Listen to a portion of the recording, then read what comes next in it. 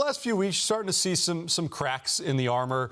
And for the second time in the last 3 now, the Jets' defense has really not put up much of a fight against an offense missing its #1 weapon. It was Tyreek Hill and the Dolphins 2 weeks ago. And then tonight, without Amari Cooper, Joe Flacco, the ageless wonder, completely lights him up in the first half and essentially ended the game before the second quarter was over.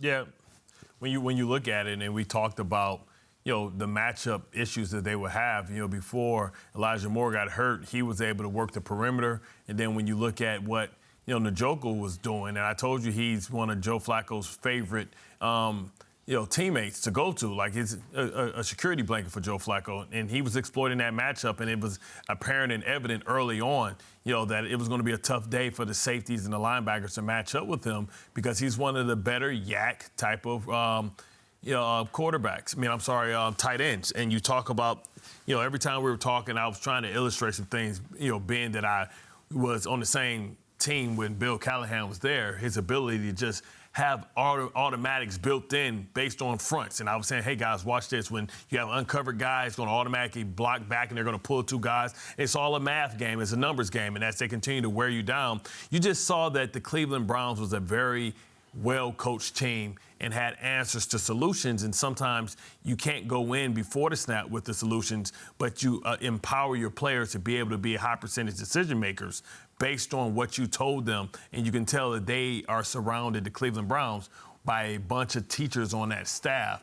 And when Saleh came, he said he was going to bring in a bunch of teachers. But sometimes when you look at the product on the field, you're not sure if they're teaching these guys at a high level, especially on the offensive side of the ball. Just the nuance and the idiosyncrasies that, are what the great teams do when they come together and try and build a bond. Yeah, I thought from the gate that the Cleveland Browns pretty much predicted and dictated what they wanted to do. They was going to run the ball. They was going to have semi-play action with Flacco. He was going to out-leverage the defense and get the ball into the flat. I think the biggest problem with the New York Jets is they just started slow. Like, when you see Flacco take the shots he has and you don't adjust right away and you kind of let the bludgeoning happen, they just got it. It was just too far gone coming out of halftime for me. But even before halftime, right?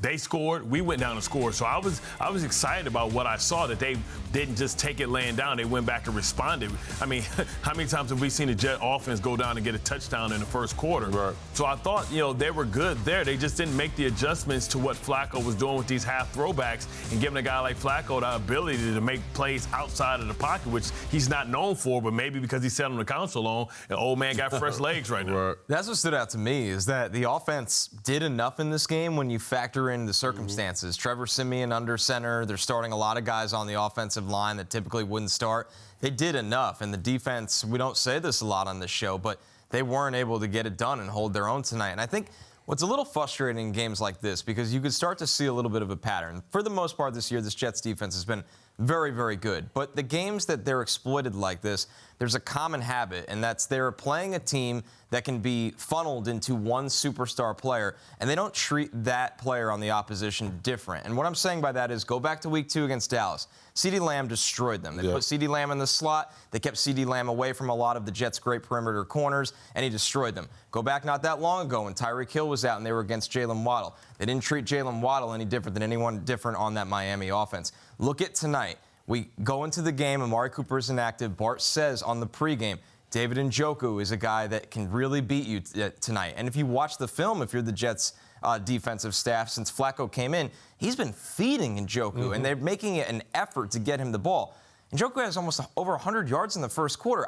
The Jets, they're a very good defense. They haven't been the problem for most of the year. But games like those 3 I just mentioned, they don't treat stars differently. They kind of just operate like every week is the same. Our system is our system. Saleh said that. He doesn't adjust like that. That's almost arrogant to the point where I have significant questions next year when, say Aaron Rodgers is healthy next year, and say you could score 30 points every week. When you lose games like this and you put up 30 with your star quarterback, that target goes on you, and the system isn't enough. And this isn't one of those things like it's a disaster or anything like that, but this staff has been given the green light that they're back next year. This is something that would concern me. Borderline arrogance. It's borderline arrogance. It is. No, it is arrogant.